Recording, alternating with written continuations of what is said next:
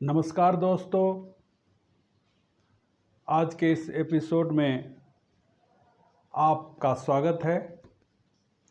आज से हम एक नए सीरियल की शुरुआत करने जा रहे हैं जिसको क्राइम स्टोरी कह सकते हैं। इसमें हम आपको अलग अलग ढंग की क्राइम स्टोरी सुनाएंगे, लेकिन जो फैक्ट पर आधारित होगी। मनगढ़ंत बातें हम नहीं करेंगे। हम आपको वही कहानी सुनाएंगे जिसकी या तो पुलिस में रिपोर्टिंग हो रही है, तहकीकात चल रही है, या फिर मुकदमा न्यायालय में है, या फिर उसकी सज़ा हो चुकी है और अभियुक्त या तो रिहा हो गए या जेल में हैं। आज जो हम कहानी सुनाने जा रहे हैं आपको, वो सुनकर आपका दिल रो उठेगा। उन दोनों के लिए ये एक मर्डर स्टोरी है जिसका मर्डर हुआ और जिन लोगों पर उसका इल्ज़ाम आया है, जिसकी ज़िंदगी गई वो तो गया जान से, लेकिन जिनके ऊपर ये इल्ज़ाम है उनको जो कठिनाइयाँ झेलनी पड़ रही हैं। आज से पहले वो किस सोशल स्टेटस को एंजॉय कर रहे थे, इज्जत, दौलत, शोहरत, पैसा, ऐश आराम, ये सारी चीज़ें छोड़कर उनको जेल खाने की ज़िंदगी गुजारनी पड़ रही है। ये कहानी कर्नाटक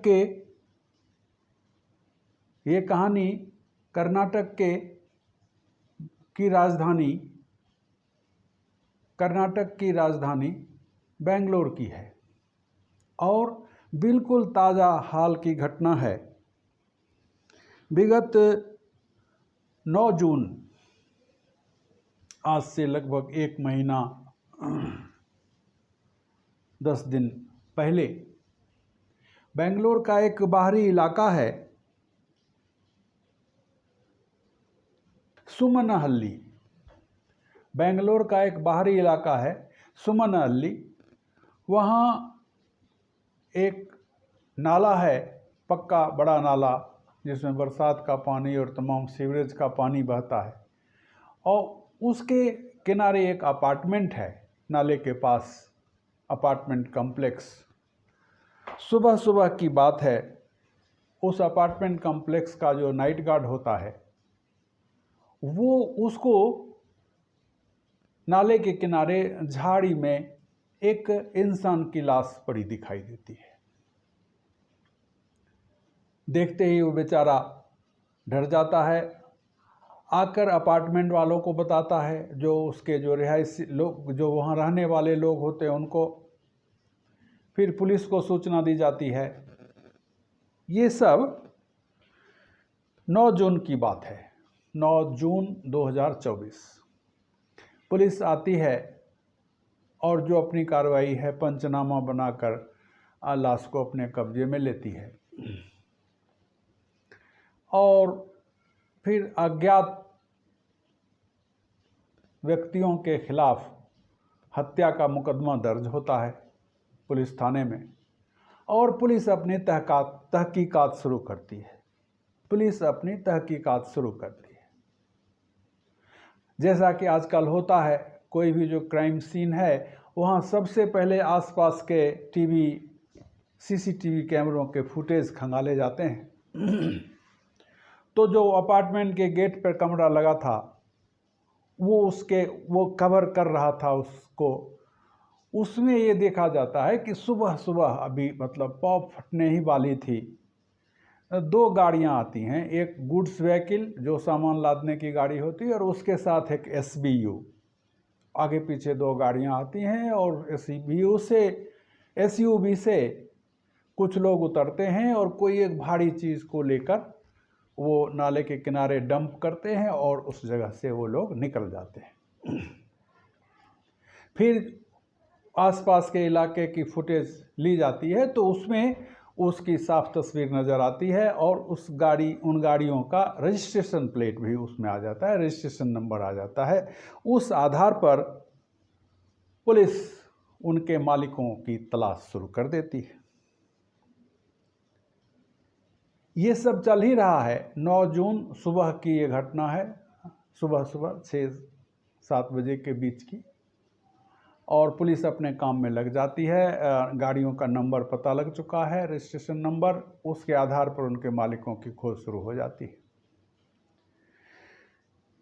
कल होकर 10 जून को शाम के लगभग 7 बजे 4 लोग, एक कामाक्षी पाल्या पुलिस स्टेशन है बेंगलुर में ही, वो कामाक्षी पाल्या शायद उसी सुमनाहल्ली के जुरिस्डिक्शन में है, ये पता ठीक से नहीं है, लेकिन कामाक्षी पाल्या पुलिस स्टेशन में 4 लोग आते हैं। और वो जो बताते हैं, वो सुनकर जो स्टेशन हाउस अफसर है, वो उसको खुशी भी होती है, उसको आश्चर्य भी होता है। वो लोग ये बताते हैं कि ये साहब कल ऐसे ऐसे लाश मिली थी एक, वो कत्ल हम लोगों ने किया है।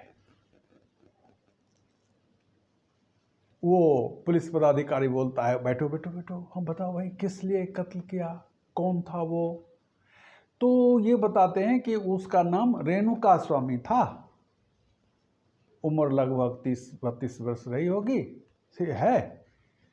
वो चित्रदुर्गा एक जगह है, जिला है कर्नाटक में ही, वो वहाँ का रहने वाला था और ऑटो चलाता था और कभी दवा की दुकान में भी काम करता था। उसने हम लोगों से कुछ पैसे लिए थे और वो लौटा नहीं रहा था, इसलिए उसको बुलाया, फिर ऐसे कहा सुनी हुई और फिर हम लोगों ने गुस्से में आवेश में आकर उसको मारा, वो मर गया।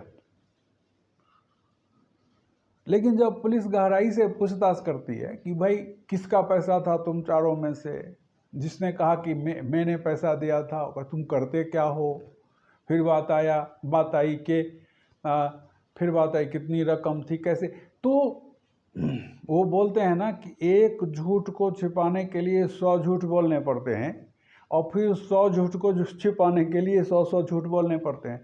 एक सच्ची बात, सच्ची चीज़ को तो साबित करना इस दुनिया में मुश्किल है, झूठ को कैसे साबित किया जाए।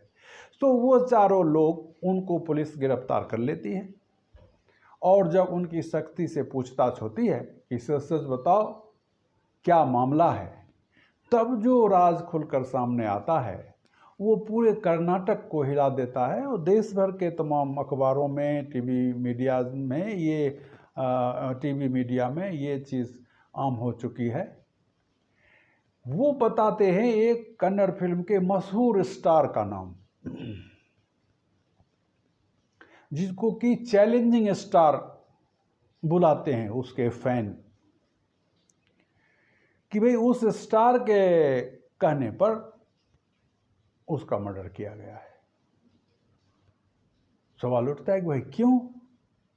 और ये भी बताते हैं कि वो जो रेणुका स्वामी था वो स्टार का बहुत बड़ा फैन था, डाई हार्ड फैन। तो और पेच बढ़ जाता है कि भाई स्टार अपने ही फैन का कत्ल क्यों करवाएगा? तो कि साहब, जैसा कि दुनिया में कहा गया है कि जितना भी अंधेर हो रहा है इस दुनिया में, जितने भी दुष्कर्म हो रहे हैं, उसके 3 ही हैं, जर, जोरू या ज़मीन। ये लोग आए थे जर का मामला लेकर बनाकर के पैसे लिए थे, उसने लौटा नहीं रहा था, तो इसलिए हम लोगों ने उसके साथ मारपीट की, वो मर गया। लेकिन ये मामला औरत का निकला। औरत का क्या?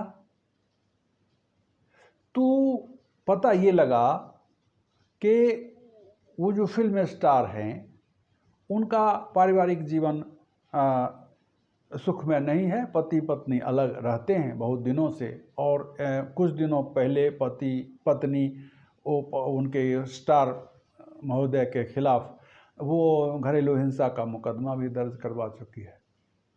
और उनकी मित्रता उनकी एक महिला मित्र है जो पहले फिल्मों में छोटा मोटा अभिनय वगैरह करती थी, लेकिन जब से इन फिल्म स्टार की मित्रता उसको प्राप्त हुई है, मित्र बनी है, तब से उसने वो छोटा मोटा काम करना छोड़ दिया।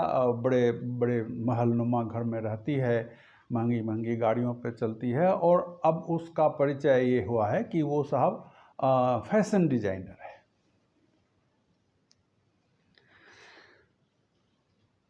ये जो था रेणुका स्वामी, वो उस स्टार का तो फैन था, लेकिन उस महिला से वो खफा रहता था और उसकी सोच थी कि ये मेरा जो फेवरेट स्टार है, जिसको मैं भगवान की तरह मानता हूँ, उसके दाम्पत्य जीवन में ये जहर घोल रही है ये महिला। सोचिए जरा, यानी सुन करके आदमी सोचने को मजबूर भी हो जाता है कि कितनी ऊंची भावना है, एक भक्त की तरह से ये सोच है। लेकिन उसको परिणाम क्या मिला वो हम आगे देखेंगे।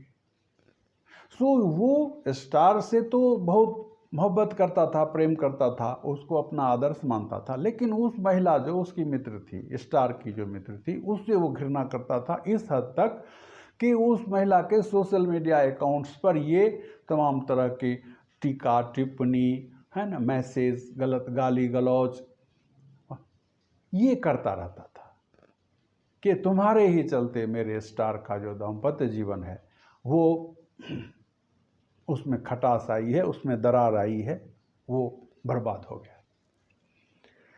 वो महिला बेचारी सुनकर इग्नोर करती थी क्योंकि सोशल मीडिया में ट्रोलिंग चलती रहती है, लेकिन हद तब हो गई, जैसा कि आरोप पत्र में ये चीज़ जिक्र है कि उस बंदे ने, रेणुका स्वामी ने, so called fan of the star, उसको अपने प्राइवेट पार्ट का फोटो भेजा है। तब वो महिला अपने ये जो स्टार जो अपने मित्र से कहती है कि भाई अब ये इसकी हरकतें जो है बर्दाश्त से बाहर हो रही हैं,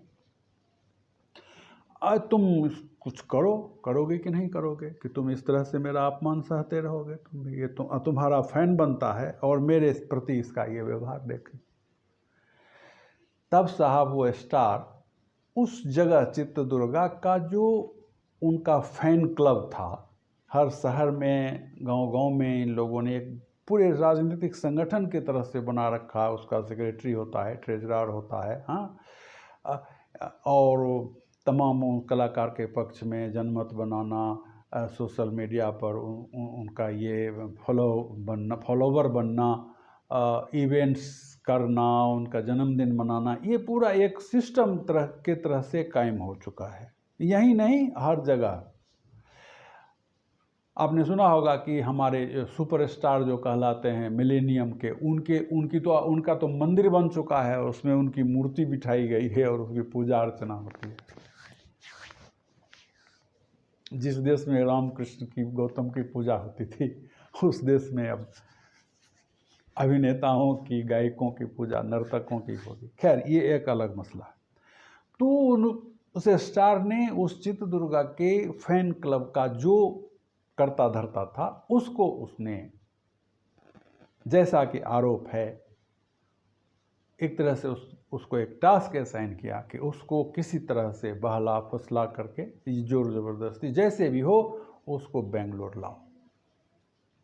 वो बंदा जो फैन क्लब का जो करता धरता था, जिसको कि इस तरह से जिम्मा दिया गया था इस काम का, वो रेणुका स्वामी तक पहुंचता है। छोटी सी जगह है चित्रदुर्गा, सब लोग एक दूसरे को जानते हैं, और इस तरह से अगर ढूंढने चलेगा तो कोई किसी को ढूंढ लेगा।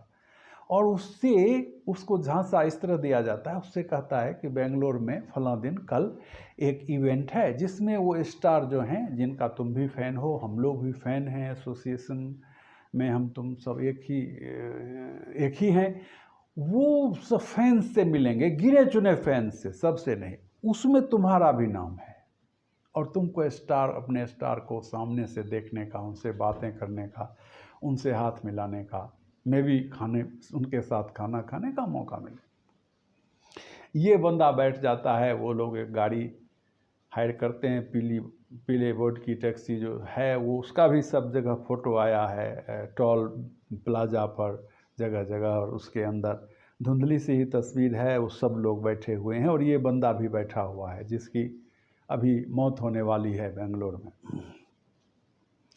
खैर, वो आता है, और एक, जैसा कि आरोप पत्र में कहा गया है कि वो स्टार का एक परिचित था, उसका कारोबार था फाइनेंस का, गाड़ियां फाइनेंस करने का, और जो ऋण नहीं चुकता कर पाते हैं उनकी गाड़ियां सीज कर लेते हैं। फाइनेंसर ऐसा करते हैं, प्राइवेट वाले भी करते हैं, बैंक वाले भी करते हैं। उन गाड़ियों को पार्क करने का एक यार्ड टाइप का था। सो बड़ी सी जगह है, जाहिर सी बात है कि घनी आबादी में वो जगह नहीं हो सकती। सो आबादी से बाहर सुनसान स्थान पर था, वहाँ उस बंदे को ले जाया जाता है।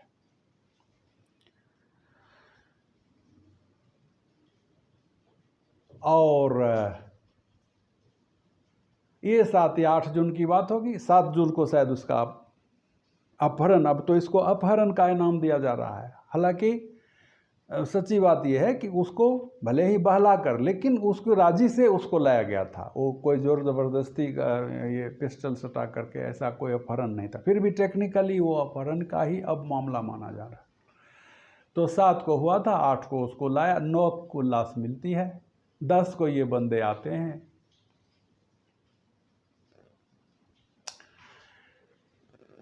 स्टार से, अपने फेवरेट स्टार से तो उसकी मुलाकात होती है, लेकिन किस स्थिति में होती है ये सुन करके दुख भी होता है, तकलीफ भी होती है, दया भी आती है सब लोगों पर। उसको लाकर यहाँ उसका हाथ पैर बांध करके उसको कैद किया गया, और उस स्टार को खबर दी गई कि शिकार आ चुका है। वो आते हैं शाम में लगभग 7 बजे, सारी CCTV फुटेज है, और उस स्टार के साथ वो महिला जो मित्र है स्टार की वो भी आती है। और जैसा कि बताया गया कि पहले वो चप्पलों से उसकी धुनाई करती है, उस रेणुका स्वामी की। उसके बाद स्टार पर आरोप है कि ये बेल्टों से, उस बेल्ट से उसकी पिटाई करते हैं, जैसा फिल्मों में राम और श्याम में आप लोगों ने देखा होगा, बहुत सारे फिल्मों में। ये फिल्म नहीं, ये रियल लाइफ नहीं, ये रियल लाइफ की पिटाई चल रही है। बेल्ट से उसकी पिटाई करते हैं, और फिर वो ये मार खाता रहता है। उसमें आता है बेहोश हो गया बेल्ट से पिटाई खाते खाते, जो भी हो। उसके बाद वो दोनों वहाँ से चल देते। ये सच्चाई है कि इसकी जान नहीं गई थी उन दोनों के रहते हुए। उनके जाने के बाद अपने मन से हो, देखिए नौकर चाकर एक ऐसे होते हैं कि जितना आप कहेंगे उतना कर देगा। कुछ ऐसे वफादार नौकर होते हैं जो कुछ ऐसे वफादार नौकर होते हैं जो बाद में मालिक के गले की फांस बनते हैं कि आप कहेंगे 1 तो 3 करके दिखाएगा वो, चाहे उसकी ज़रूरत हो ना हो। मुझे व्यक्तिगत तौर पर मामला न्यायालय के विचाराधीन है, वो एक अलग मसला है, लेकिन हम लोगों ने भी दुनिया देखी है, ज़िंदगी हम लोगों ने। मैं तो बहुत बड़े क्रिमिनल इन्फेस्टेड एरिया से बिलोंग करता हूँ, बड़े बड़े अपराधियों को हमने देखा है उनका बिहेवियर। तो दंड देने के लिए कहा होगा, मारने के लिए नहीं कहा होगा, लेकिन ये लोग उसको पीटते पीटते मार डालते हैं। और जैसा देखा 7 को वहाँ से उठा के लाया, 8 शाम तक पहुँच गया होगा। 8 दिन भर, 8 रात भर बेचारे को यातना इतनी दी जाती है। वो मर जाता है, उसकी लाश को जैसा कि हमने कहानी की शुरुआत की थी, वहाँ नाले के किनारे फेंक देते हैं। पोस्टमार्टम रिपोर्ट में ये बताया गया है कि उसका बुरी तरह उसको पीटा गया, बाहरी external injury, internal injury, bleeding, और तो और उसका ये कहा गया है कि प्राइवेट पार्ट उसका कुचला हुआ था। मतलब जिसकी फ़ोटो उसने भेजी थी वो पार्ट कुचला हुआ था, और कान गायब था एक। लेकिन वो कान गायब था, वो जो गार्ड ने, जो हमने जैसे कहानी की शुरुआत में बताया, गार्ड ने जो लाश देखी तो उसको कुत्ते नोच रहे थे। ये भी रिकॉर्ड में है, बात जिक्र में है। गार्ड पहले कुत्तों को भगाता है, फिर वो लोगों को बताता है। तो इस तरह से साहब ये कहानी बनी। सो 7 को ये तथाकथित अपहरण, 8 को यातना,